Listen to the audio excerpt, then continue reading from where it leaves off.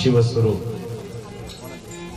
राष्ट्रसंत जगद्गुरु जनार्दन स्वामी बाबाजींच्या कृपेनं सद्गुरु जनार्दन स्वामींच्या शुभ आशीर्वादाने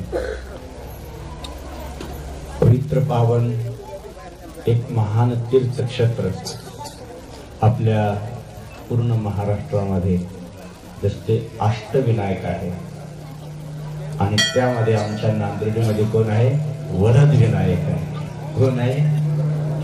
जो वरद हस्त प्रत्येकाच्या डोक्यावर ठेवून आशीर्वाद देणारा आमच्या वाटेला निफाड तालुक्याच्या वाटेला आलेला हा वरद विनायक। वरद खाली कोणी जाऊ द्यायचं, जो वर देतो तो वरद विनायक आमच्या पवित्र पावन या पवित्र नांदुर्डी गावात आमच्या सर्वांना आशीर्वाद देण्यासाठी आहे। म्हणून आपण वरद विनायकाच्या चरणी नतमस्तक व्हा, हात जोडा, आशीर्वाद घ्या। आपण आज त्यांचा जन्म उत्सव साजरा करतोय, प्रगट दिन साजरा करतो आहोत, जयंती साजरी करतो आहोत।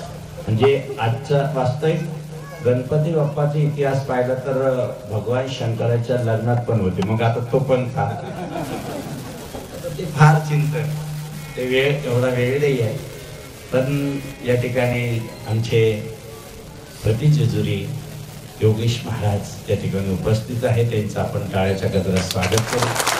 आणि प्रत्येक कार्यक्रमात असतो, निफाड तालुक्यात पुढे असतो वास्तविक आता असं झालं या कथेमुळं जवळजवळ 25 ते 50 कथा असे लिस्ट लागेल।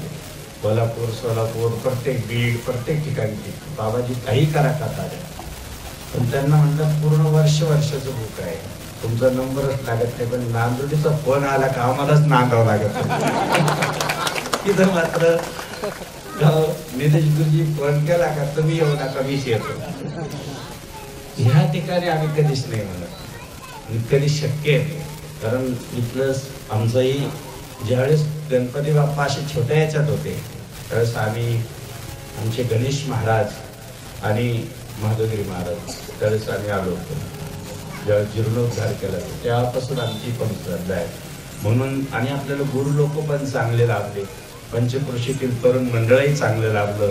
कोणताही उत्सव असो माघार घेत नाही, म्हणून पूर्ण पंचक्रोशीतील भाविक भक्त आणि मंडळ या ठिकाणचं जे कायम कार्यक्रम करतं त्यांचं आपण टाळ्याच्या गजरात स्वागत करूया। उपस्थित